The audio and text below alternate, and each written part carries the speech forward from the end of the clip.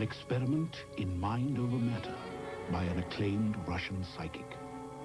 Until recently, such demonstrations of psychic powers were virtually inaccessible to scientists in the West. For the greatest part of this century, an icy veil of secrecy has obscured our view and knowledge of the wondrous place called Russia. Subjects like parapsychology have been shrouded in rumor and mystery, but today, all that has changed. With glasnost, perestroika, and the fall of the Soviet Union, a vital new sense of freedom has overtaken Russia. There is new hope for the future and unprecedented access to once secret and hidden aspects of the past. The mood is brave and hopeful, and Russians can openly say things never possible before.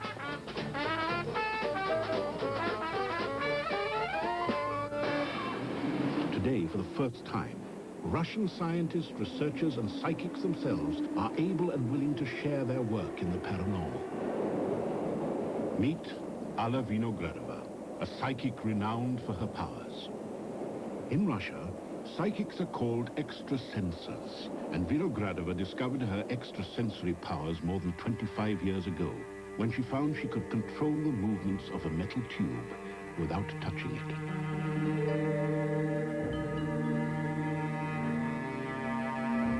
Her ability is called telekinesis, and her demonstrations were witnessed and documented by numerous Russian scientists and psychic researchers. While many regarded her powers as astounding and unique, skeptics suggested her talents might simply be due to the effects of static electricity. Vinogradova believes that electrostatic forces merely augment her psychic powers. The lightest object that I could move was an aluminum cigar tube that weighed 7 grams.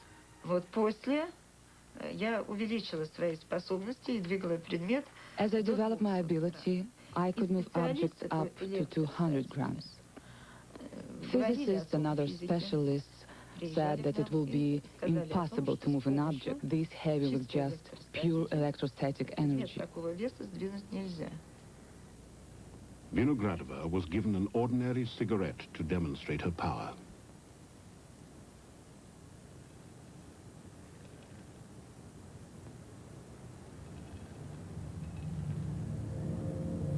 In trying to understand the nature of her ability, researchers applied a Russian invention believed to record human auras, a technique called Kirlian photography. They were interesting experiments made by physicists using Kirlian photography. And they took pictures of my fingers before I began to work, and then again after I finished, and the photographs of the fingers were absolutely different. Exactly what accounts for that difference, Vinogradova does not know.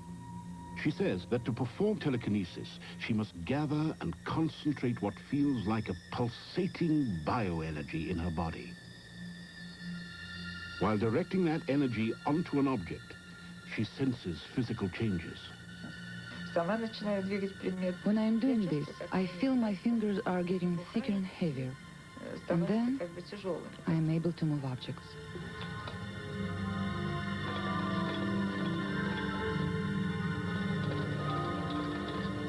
Vinogradova believes her power derives from a focused psychic energy.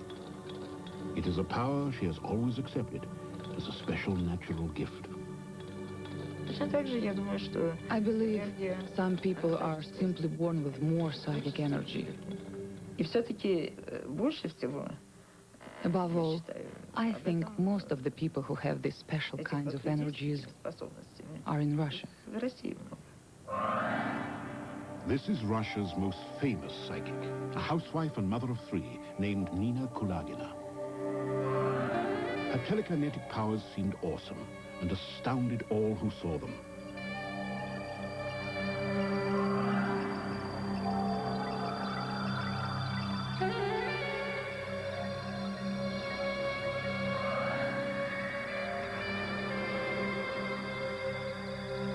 Though only a few rare film clips still survive, Kulagina was by far the most studied and documented psychic subject in Russian history. She was seen by many as living proof that psychic powers were unquestionably real.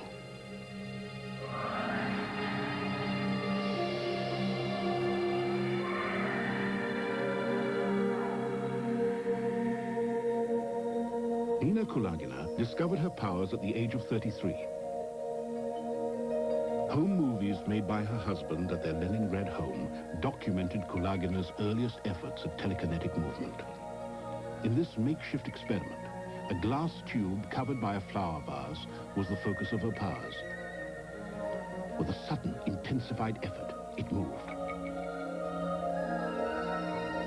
Later demonstrations included several objects at once.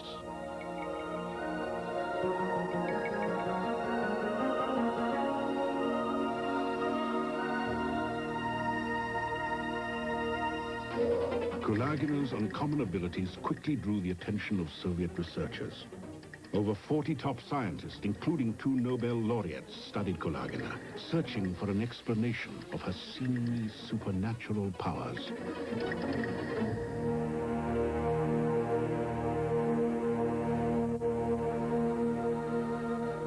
Time and again, Kulagina submitted herself to grueling demonstrations of telekinesis. Here, after 2 hours of trying, she made a compass needle move.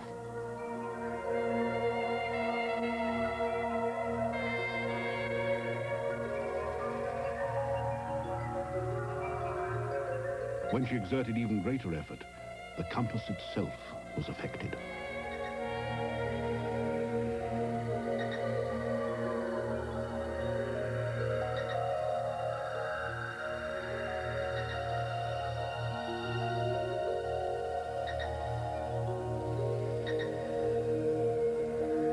Kulagina reported that just before an object moved, she felt a sharp pain in her spine. Then her vision blurred and she became dizzy. Medical tests showed that her blood pressure rose dangerously. Her heart action became arrhythmic and reached up to 240 beats per minute. Every physical measure revealed a profound stress reaction. Edward Naumov, a leading Russian parapsychologist, has studied Nina Kulagina more extensively than anyone. I first met Kulagina in 1968. And after that, I observed her telekinesis thousands of times.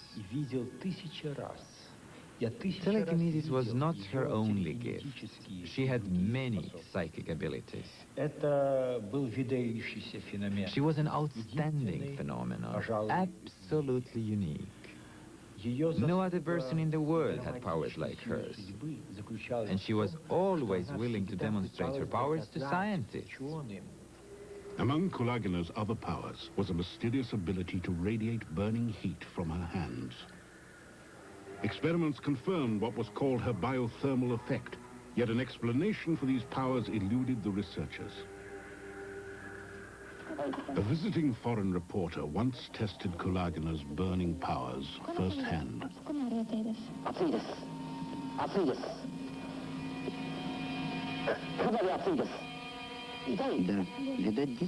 In this demonstration, broadcast over Soviet television, Kulagina generated heat so intense it produced a bright red burn mark on the correspondent's neck. Others would have similar experiences. Dr. Benson Herbert, the noted British parapsychologist, reported suffering an intolerable sensation of heat on his arm from the touch of Kulagina's hand. Clairvoyance, the ability to see objects or events beyond physical vision, was yet another psychic power Kulagina possessed. Of her many demonstrations, this is the only film record. Star. The first one. No, what else? Okay, just a minute. Triangle and 2. 25 and 88. Ой, 52 No, и 52 and 88. 69, 69, пусто empty, и 6. and 6. Kulagina exhibited such a broad range of extrasensory powers, including levitation, that she ultimately became the subject of controversy. The newspaper Pravda, as well as other publications, accused Nina Kulagina of charlatanism and fraud, claiming she produced her effects with magnets and invisible threads. In the District Court of Moscow in 1986, Kulagina sued for defamation. Psychics and parapsychologists from throughout Russia rallied to her support. Taking the lead on her behalf was the outspoken Edward Naumov, who became instrumental in convincing the court that Kulagina was authentic. The judge's ruling made history. Never before had a psychic been validated in court. A new surge of scientific interest soon engulfed Kulagina in another array of experiments designed to discover the physical basis of her amazing powers. Previous research had indicated unusually strong magnetic, acoustic, and electrical fields emanating from her head and hands. Yet for scientists, this remarkable woman would remain a baffling enigma. In the spring of 1990, Nina Kulagina died. She was the victim of a massive heart attack, which many believe was caused by the physical demands of using her psychic power. The tragedy of her life is that she passed away too soon and never fully developed all of her capabilities. She could have done much, much more.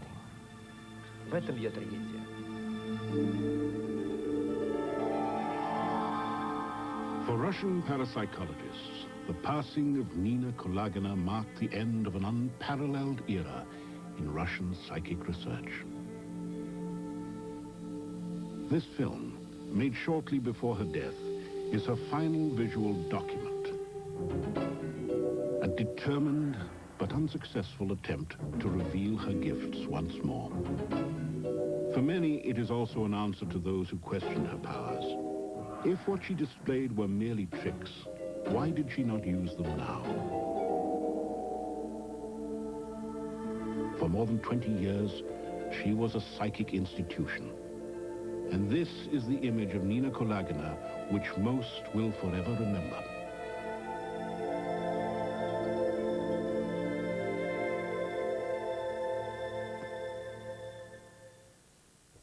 Openly practice their religious beliefs. Beliefs suppressed but not extinguished by the atheist doctrine of communism.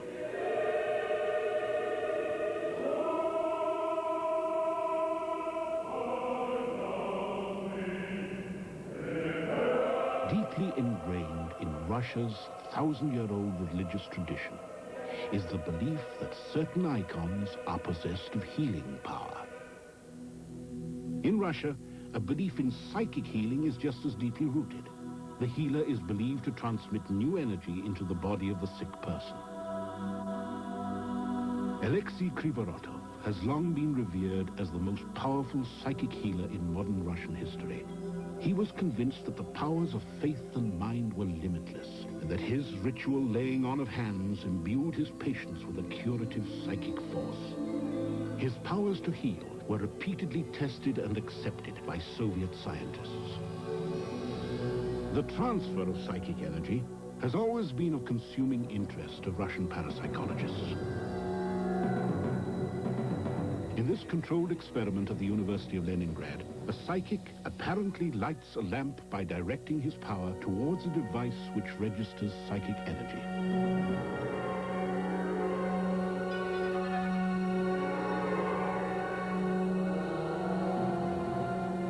For Dr. Gennady Sergeyev, the neurophysiologist who devised the experiment, the applied use of psychic energy is a plain and proven fact.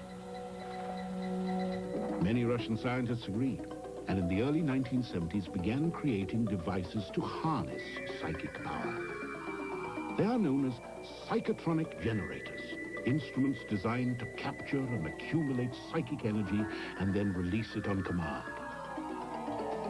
It is believed that psychotronic generators form a union between mind and matter, transforming human psychic power into a practical and controllable resource.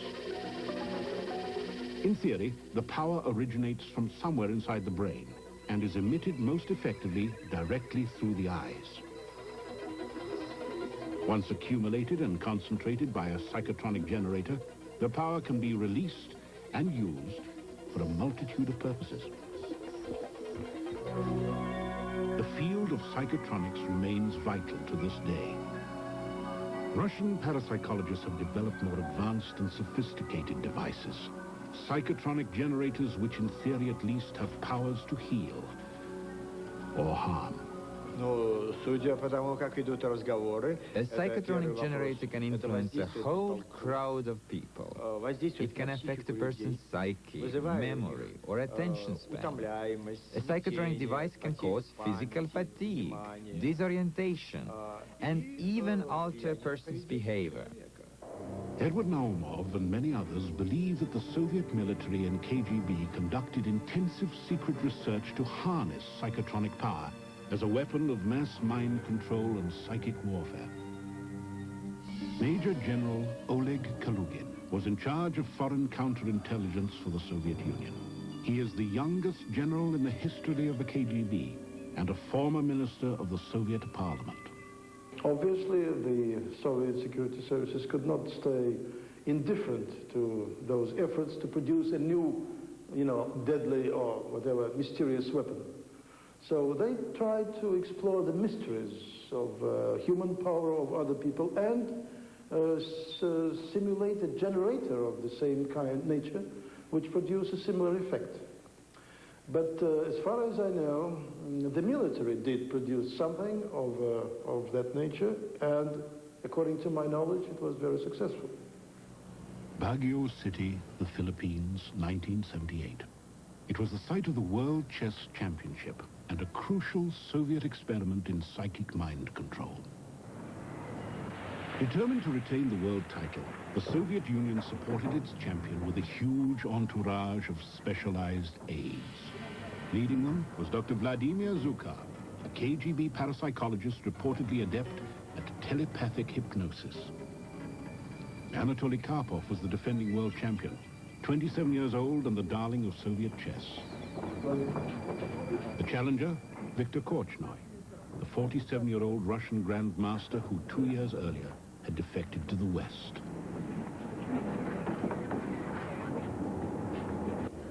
The match vibrated with the atmosphere of Cold War confrontation. From the very outset, Korchnoi strongly protested the disturbing presence of Dr. Zhukov in the playing hall. Korchnoi believed that Zhukov was dulling his playing ability through negative mental telepathy. Dr. Zhukov forced me to make blunders and influenced me to play not so strong because I would not deserve to be world champion, being, say, a traitor of the Soviet state. I believe that in his mind he always used to say, well, you are a traitor of the Soviet people. You should stop fight against Karpov. You should stop. You must not fight against him. You must lose. Something like that. Korchnoi's persistent requests that Zhukov be expelled from the audience met with no success. And after the longest match in chess history, Korchnoi conceded defeat. It was Zhukov and the powers of mind control that he angrily blamed for his narrow loss. I came to Philippines to play, well, 1 against 1. I was not quite right. The whole Red Army against me. Well, and in the charge of the army, not Baturinsky, Zhukov. For Anatoly Karpov and the Soviet Union, it was a prestigious international victory. For Viktor Korchnoi, however, the triumph seemed to belong much more to parapsychology. I was told that there was an institute of parapsychology in Moscow, and in the corridor there was a big slogan, "Let us help Karpov to retain the title of world champion." There was a team of KGB specialists in the Philippines. They specially were assigned to that chess championship, just to influence Mr. Korchnoi. And to destroy his ability to win, of course. That was the major goal. The Soviet military and KGB had goals much larger than chess.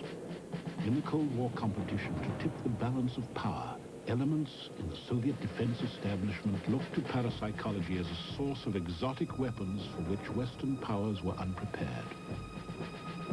A classified U.S. intelligence report stated, many scientists, U.S. and Soviet, feel that parapsychology can be harnessed to create conditions where one can alter or manipulate the minds of others. Dr. Nikolai Koklov, a former KGB agent who defected to the West, was hired by the CIA in 1976 to investigate and report on secret parapsychological research in the Soviet Union. He uncovered more than 20 clandestine laboratories, staffed by hundreds of top scientists and technicians. Research included well-funded experiments in negative telepathy and mind control, as well as investigations into the biophysics of mind-to-mind communication, which involved the electrocution of newborn rabbits separated from their mothers. At heavily guarded military facilities, psychotronic generators were developed and tested. The hearts of lab animals were stopped telepathically, and prison inmates were used in attempts to paralyze sections of their spinal cords through concentrated psychic power.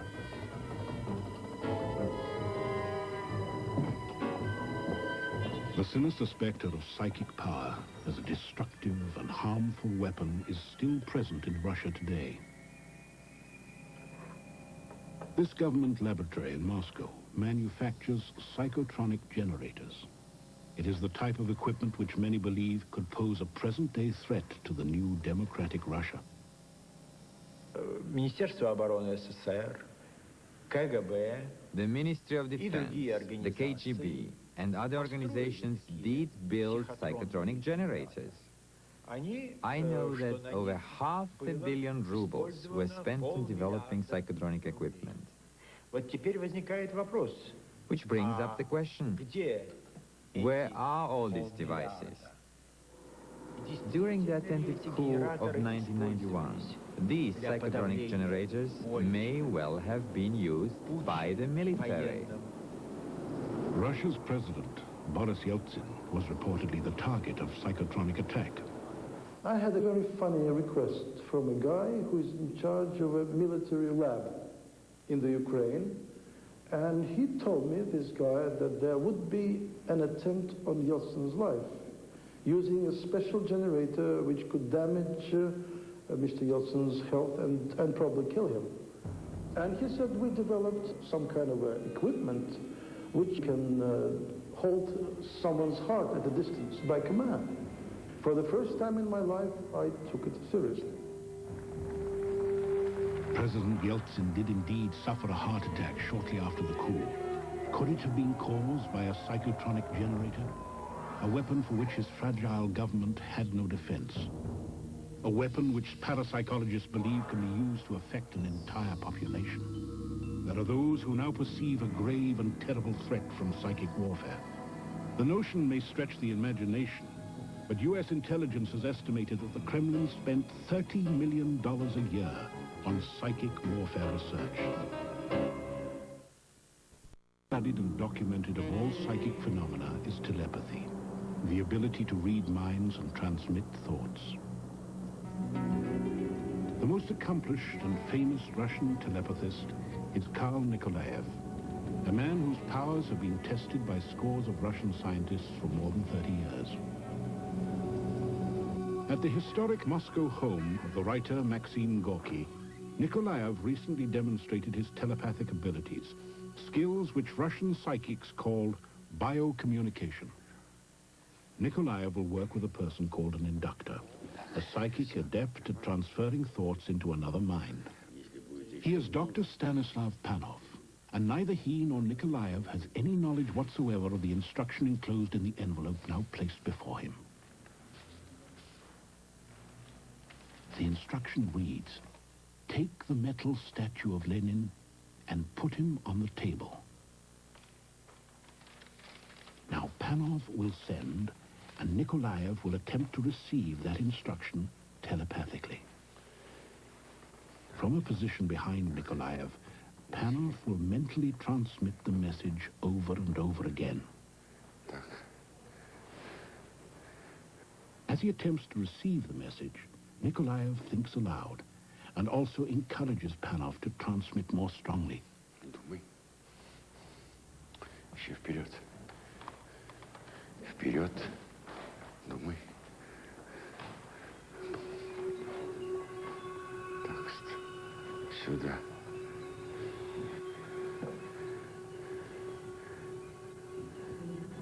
Ленин. Так, Ленин. Идем. Так, куда? Where to, he asks himself. На стол. To the table. На стол. Yes, to the table. На стол. Remarkably, Nikolaev has succeeded.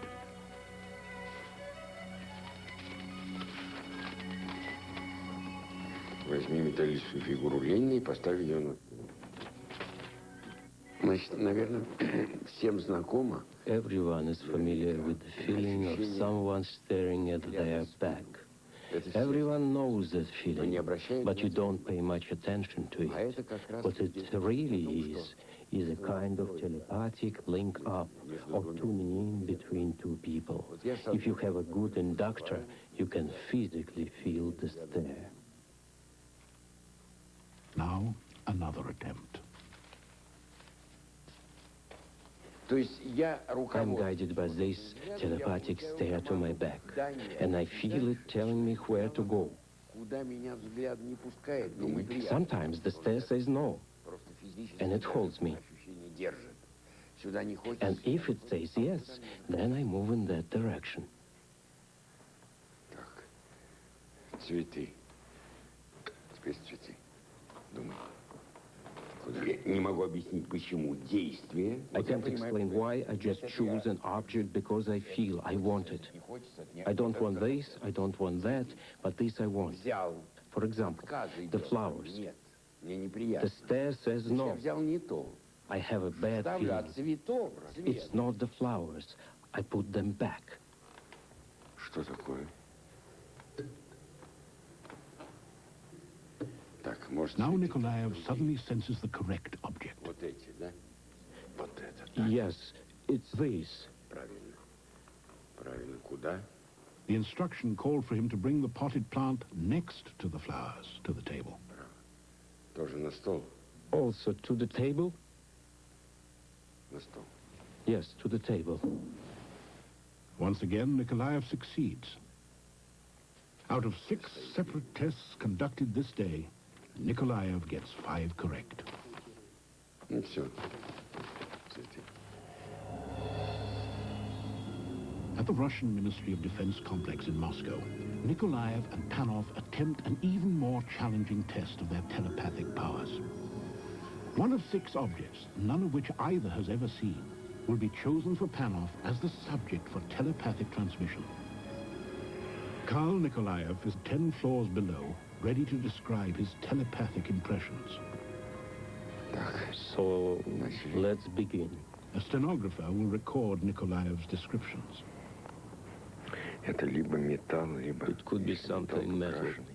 And if it's metal, it's painted and it has cold surface. Это либо металл, крашеный. It could be painted metal or plastic. Цветной.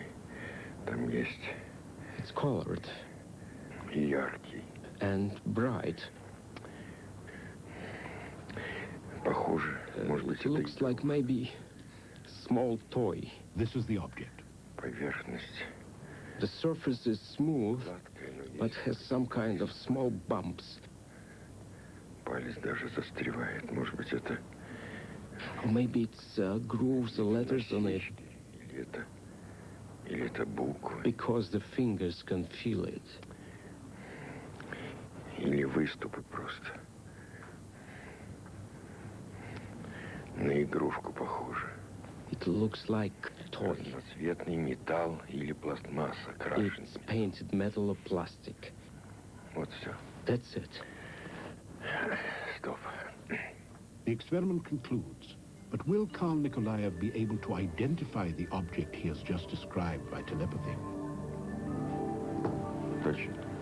He identifies the car immediately, even though he has never physically seen it before. The most dramatic telepathic experiment in the history of Russian parapsychology took place here at the University of Leningrad in 1967. The participating psychics were Karl Nikolaev and the late biophysicist Yuri Kamensky. From a laboratory at the Polytechnical Museum in Moscow, Kamensky was instructed to telepathically send a series of words and images to Nikolaev. 400 miles away, at the University of Leningrad, Nikolaev's brainwaves and heart rate were carefully monitored. After telepathic contact had been established, Kamensky was given a final instruction to use his mental powers to strangle Nikolaev. Suddenly, I was overcome with the feeling of not being able to breathe. I couldn't get enough air. This lasted about 45 seconds. I kept trying to get air. I had a terrible feeling there wasn't enough air to breathe. Dr. Gennady Sergeyev supervised the entire experiment.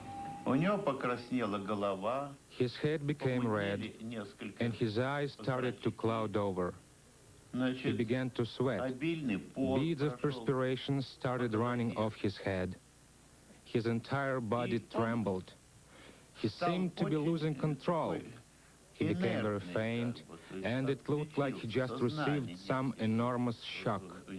Then he began to lose consciousness. The experiment was immediately halted. But throughout, Nikolaev's vital functions were monitored by Dr. Lucy Pavlova. It was really an extraordinary experiment. And I can say, as a physiologist who was there, that all the experimental data from electroencephalogram was correct.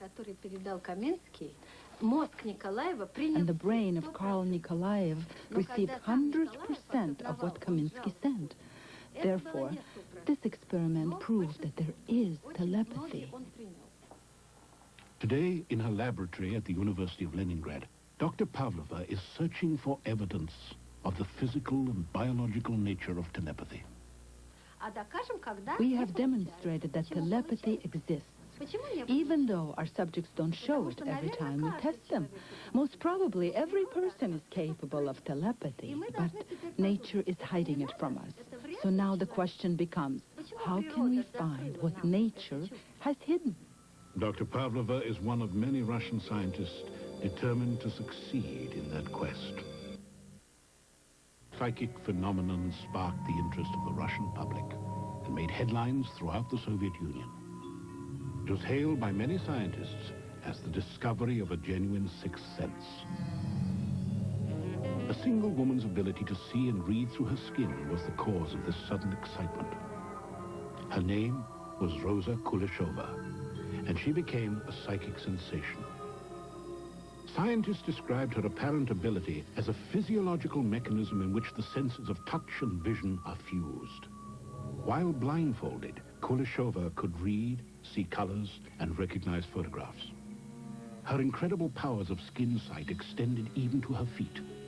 Almost overnight, the so-called Kuleshova phenomenon triggered a research effort of tremendous dimensions, involving scientists and test subjects throughout Russia.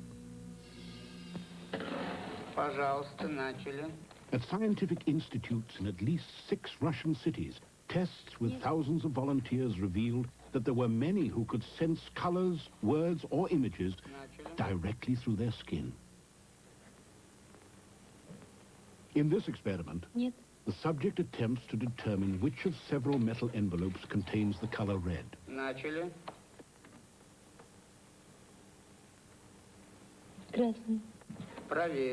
The word krasny means red, and the subject's response will prove to be correct.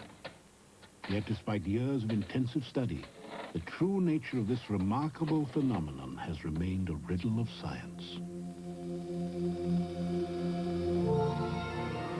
Another mysterious psychic phenomenon is fascinating Russians today. It is being investigated here at the Scientific Research Institute of Traditional Methods of Treatment of the Russian Ministry of Health. It is called biogravity, or bioattraction, which defines the apparent ability of some people to become human magnets. Dr. Alexander Dubrov, a noted Russian biophysicist and parapsychologist, is one of the world's acknowledged experts in the field. Biogravity, it is new type of psychic field. My hypothesis create on this phenomena. Different things attract to body. Wooden, plastic, glass. This case to say about gravity. Only gravity in our world attract different things. I think biogravity has very interesting capability. I made different experiments. There is unusual electric activity in the brain.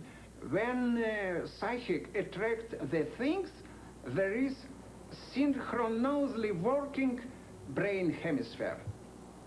The result seems to be an uncanny ability to make almost anything stick. Dubrov believes that all people possess at least latent biogravitational energy, an energy that can manifest itself in the most surprising ways. One day, while I was putting on my makeup, I suddenly noticed that the brush was sticking to my hand. I went to the next room to show my husband. "Look, honey," I said, "my brush is stuck to my hand, and it won't fall off." He shrugged and said, "It's just electrostatically just like what happens to plastics." I went back to the other room and began experimenting with other objects. I tried one, then another, and I could see that I could attract any object. I think it is a gift from nature, biogravitation, as Professor Dubrov calls it. And another scientist says that it's a type of magnetic electricity. I don't know what it is. It is needed to study these phenomena with physics and medical doctors and biophysics and other psychophysics. I think these phenomena say to scientists about new type of field, physical field, as I named biogravity. Yuri Tkachenko's biogravity power has astounded many researchers. The steel plate weighs over 40 pounds.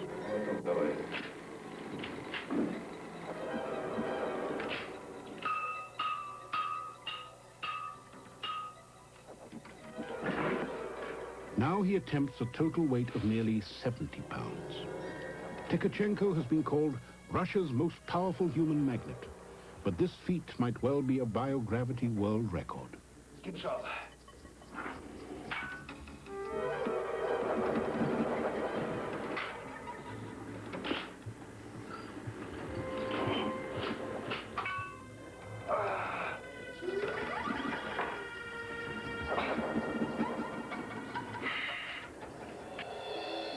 Of all psychic phenomena, perhaps the most mind-boggling and difficult to accept is the power of levitation.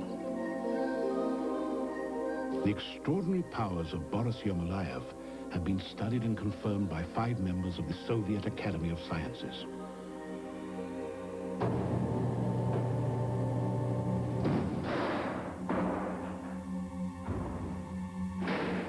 Yermolayev lives in Moscow and has displayed his rare ability over a period of 20 years. His talents, however, extend beyond psychic phenomena. He is also an accomplished film director, one who loves to recount his first levitation experience. Anyone can do this.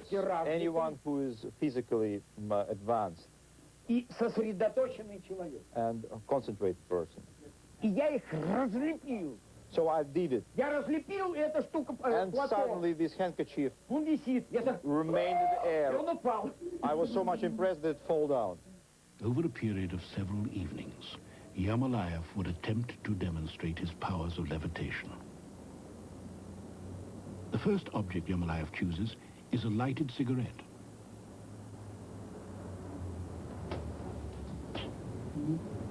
Вот я так и знал.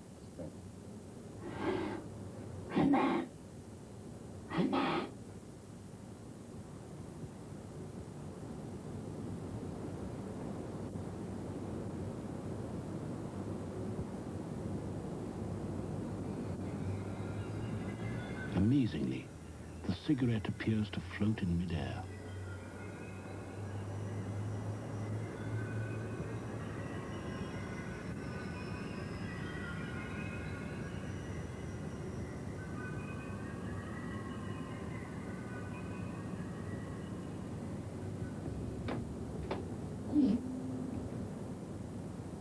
After a brief rest, Yermolayev borrows a pair of eyeglasses.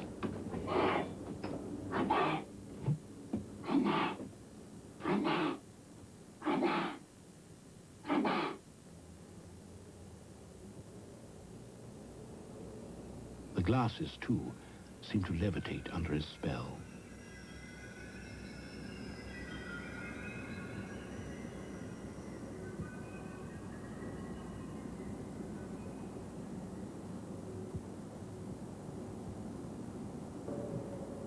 Yermolayev prefers to demonstrate his abilities only to small groups of friends and acquaintances in his Moscow apartment.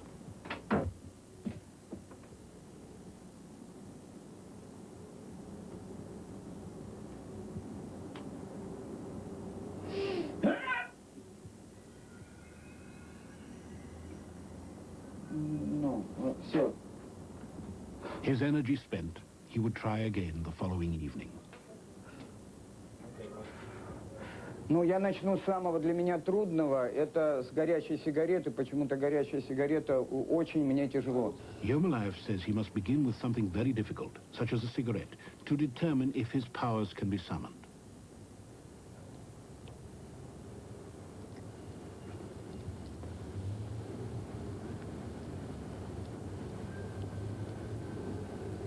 Satisfied with his ability, he attempts the glasses again.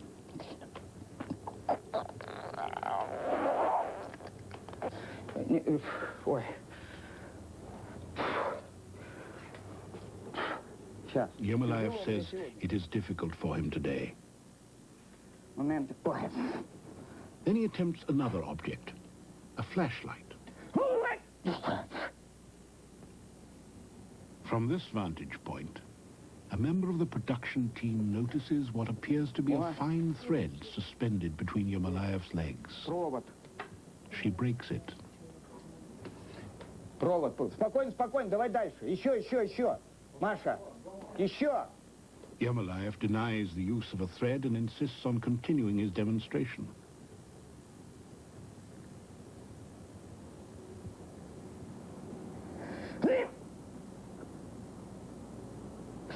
Сейчас, момент.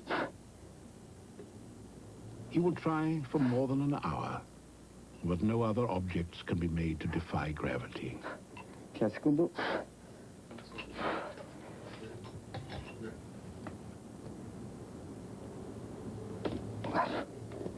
Сейчас, секунду. Еще что-нибудь. Сейчас, подождем немножко. Finally, Yermolayev says he is physically exhausted. Careful review of the videotape shows clear evidence of a thread suspended between his legs.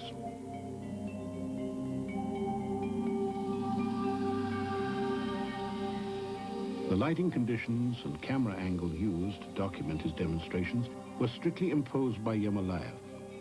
These revealing shots were inadvertently captured by a home video camera used by a member of the production crew.